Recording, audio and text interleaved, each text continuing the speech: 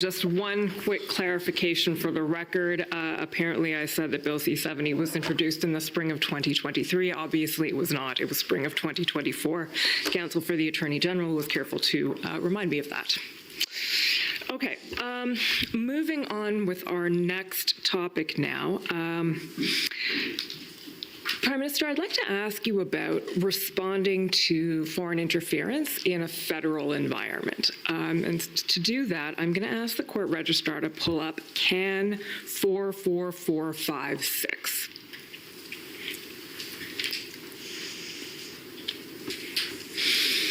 And again, zoom out so we can see, that's great, we can see the summary. So Prime Minister, you may recognize this. This is a memorandum that was sent to you about a letter received from the Yukon Premier, Ranj Pillai, about responding to Canada's relationship with India and sharing intelligence with premiers. And so in this summary, we learned that Premier Pillai has expressed some concern at a lack of consultation with premiers regarding national security incidents and the inability of security agencies to share classified info with them. He also notes support for the normalization of relationships between Canada and India. I suppose that's a that was then, this is now. But in any event, can you speak to the challenges really and how managing national security in an environment where this is essentially a federal responsibility but touches provincial jurisdictions as well is done? Well, I mean, I think we've seen over the past number of years that attacks on our democratic institutions, attacks on our democracies do not limit themselves simply to federal electoral events or federal parties. Provincial parties, municipal elections even, have had have proven to be targets of note for foreign interference as well.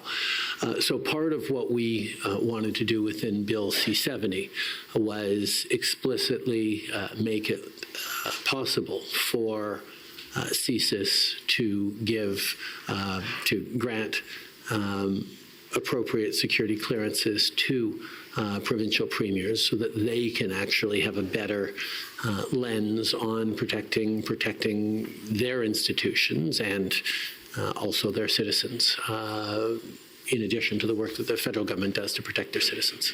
Okay.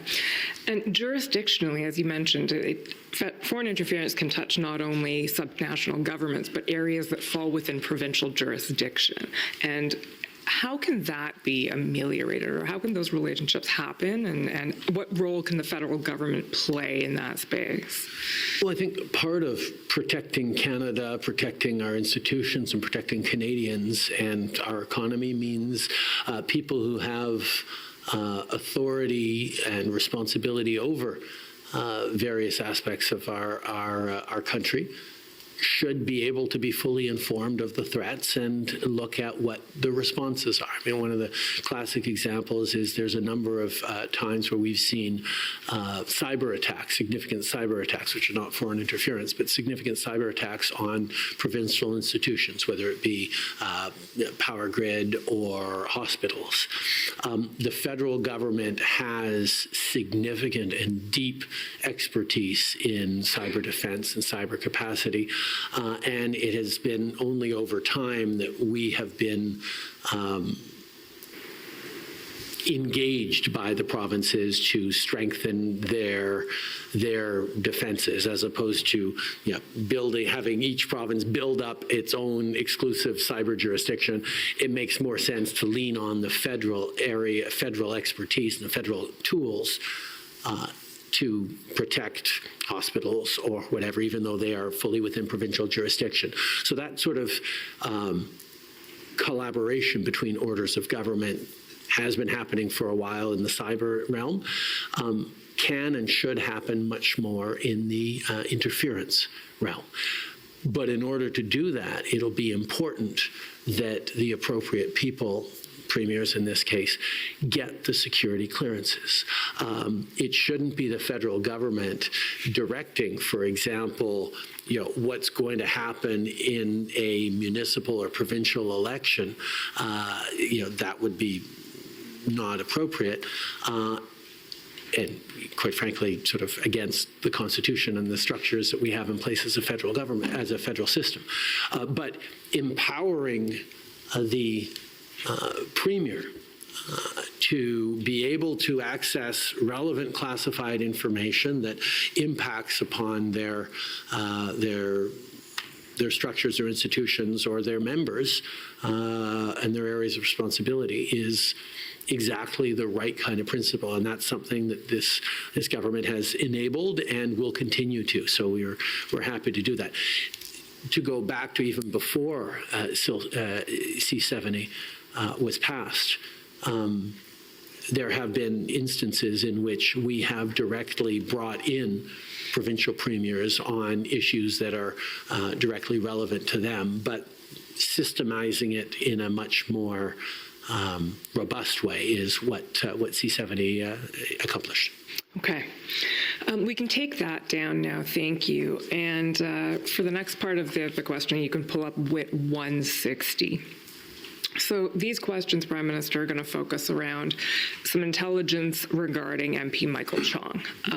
And this goes back to, well, let me ask you first, actually. When and how did you first learn of allegations concerning the PRC targeting MP Chong in any way?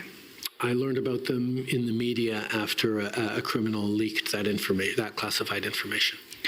So we've heard about intelligence products that were circulating in 2021 that spoke to this issue, and I take it from your answer that those never reached you. No. Okay. What was your understanding when you did learn of this in May 2023 then of what the nature of the threat to MP Chong was? Well, obviously, like most Canadians, when I read the accounts in the paper of what the classified information actually was purported to have said, my instant reaction was to turn to my NSIA and officials and say, find out what exactly the threat is, and if it indeed is this, why am I only learning about this in the newspapers, in the media? Yeah, that was my first reaction. Okay. And if we just zoom out a little bit on this so we can see the discussion that was had in camera about this.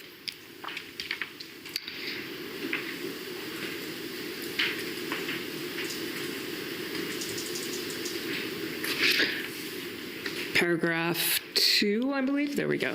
So sort of towards the end of that paragraph, you know, Prime Minister, that while this was extrapolated through the leaks into China's going after Michael Chong's family as a way to pressure him, that's not the assessment that the professional analysts made. Can you speak to that? Well, that is an example where criminal leaks of classified information can be damaging to reputations, to people's confidence in our institutions and in our intelligence agencies. The conclusion that was drawn, I think it's a little further down on this page by the director of CSIS, is that there actually were no direct physical threats to Michael Chong or to his family. But that's certainly not the impression you get from the leaks of classified information that were selective and certainly portrayed in a way that looked much more serious than they actually were. This is not to minimize the fact that it is a real issue that China has chosen to single out for particular attention parliamentarians from all different parties that have stood most clearly and strongly against Chinese actions in regards to Uyghurs and in regards to the rights of pro-democracy protesters in Hong Kong or what have you. But the stories that circulated around this, that they were going after Michael Chong's family, are simply not borne out by the actual intelligence or the analysis by intelligence officials. Okay, let me stop you there and just ask the registrar to pull up Can Sum 17, please. So take the witness summary down and put up Can Sum 17. This is a topical summary that was produced by the government for the commission and contains publicly disclosable information on this topic, PRC interest in Michael Chong. So can we zoom out quite a bit so I can see most of this page, please? Thank you. So in the first couple of paragraphs there, what this document says, Prime Minister, is essentially, it talks about that, the Uyghur motion, and then the PRC having imposed economic sanctions on MP Chong in relation to this. And these sanctions are in keeping with the PRC sanctions regime, which allows not only sanctioning of individuals, but their family members as well. And then you'll see the second paragraph that that option to sanction family members wasn't invoked in the case of MP Chong. If we scroll down now, and I think around paragraph 10, so I think in somewhere in this document, there we go, paragraph 8, I think is what you were referring to, perhaps, and in this document at least. The CSIS director emphasized that CSIS intelligence did not reflect direct physical threats to MP Chong or members of his family or intention to cause physical harm. And then the last paragraph talks about how building process of using information through open sources and gathering information on MPs is part of regular diplomatic activity, which I think goes back to something you mentioned earlier this morning.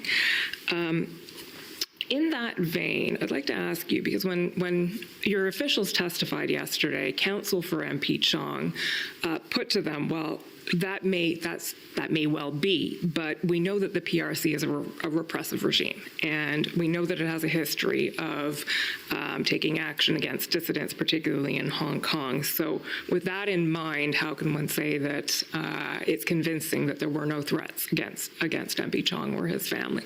What's your reaction to that?